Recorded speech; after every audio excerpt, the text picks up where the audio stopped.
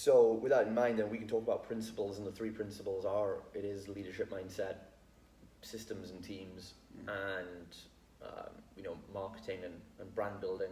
But they've got to play into really where you want to go with this. So as long as you have a really good idea of where you want in your life, that's the first thing, is like your personal vision. So you know your own core values. You know, if you're not sure completely on a vision yet, then you can start thinking about things that what your core values are, at least, of what you wouldn't tolerate, what you say right now, I'm not going to do for money, what I will not sabotage, what I will not sacrifice. So you keep that balance, because it's very easy. Because business is an addiction for a lot of us, to be fair, right? It is an addiction. Because what other type of work would you be in where when you're like, hey, Justin, can I come over for the weekend and we'll just work? And I'll go like, yeah, sure, let's spend the whole weekend working together. What other career would ever do that? Like you work in a factory and the boss is like, hey, do you want to come in for the whole weekend and just work? And like, yeah, that'll be cool, right? It doesn't happen. So anyway, we've got to be aware of the fact that business it's a passion project for us, but that can, on a bad day, can become an obsession or an addiction. And it's one of those social addictions where, because it's a societal norm, it goes unchecked. Like negative thinking is an addiction, but it's okay because everyone does it. Like drinking 5-10 pints of alcohol is really an addiction, or drinking 4 cups of tea a day is an addiction, but it's okay because everyone does it.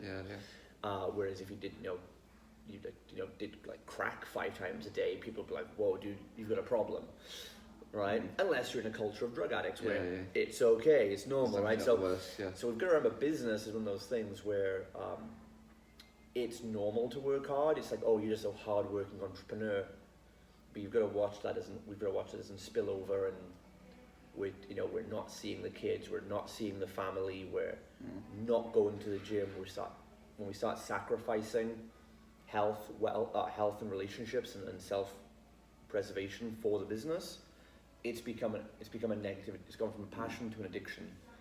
And so the core values really help you to draw your line and say, based on the past, what is it that I've been led to do that sacrificed my health, which could be waking up, checking social media first thing in the morning. That's why for me it's a non-negotiable core value now. It's like, I will not check my Facebook first thing in the morning unless I'm like actually like looking for a message off somebody in my family. There's a reason for my mother's expecting a message off my mum or something, like that's okay, but I'm not going to go and like read emails or business stuff or check Facebook stats because there's no point to it.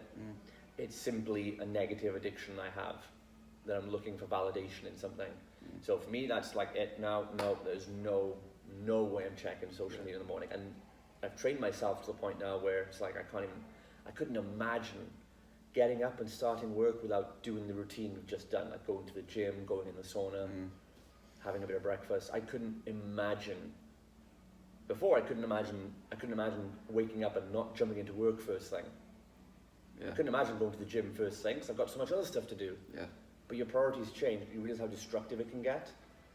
And so think about some of what your core values would be that would really be a boundary for you, where you're sabotaging your own well-being or your relationships or your health and fitness routines, and things you will and won't do. I think it'd be hard for me to set ones based on time, because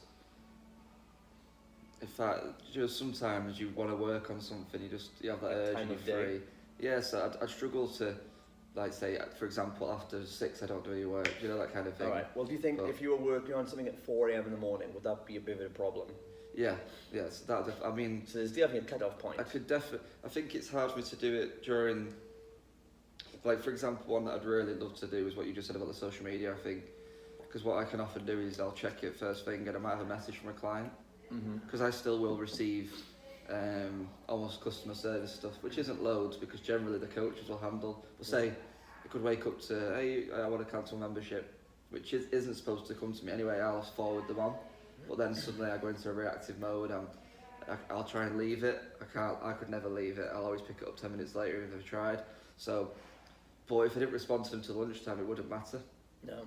So that is 100% something I could benefit from. Where almost just what the reason you're doing it. I'm taking time for myself to put myself in the right mindset, energy before I attack anything. But that's the big. People don't realize how big it is.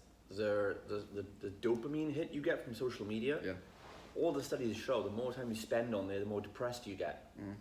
Because you're constantly looking for validation from other people. It literally, gives you like boosts of like dopamine. It raises estrogen. Yeah. It really messes up your entire day. Well, and there's a knock-on effect, and people don't. Yeah. So if you check social media first thing in the morning in a reactive way, the rest of your day, the work is going to be negatively impacted, which means your next day is going to be negatively. It's like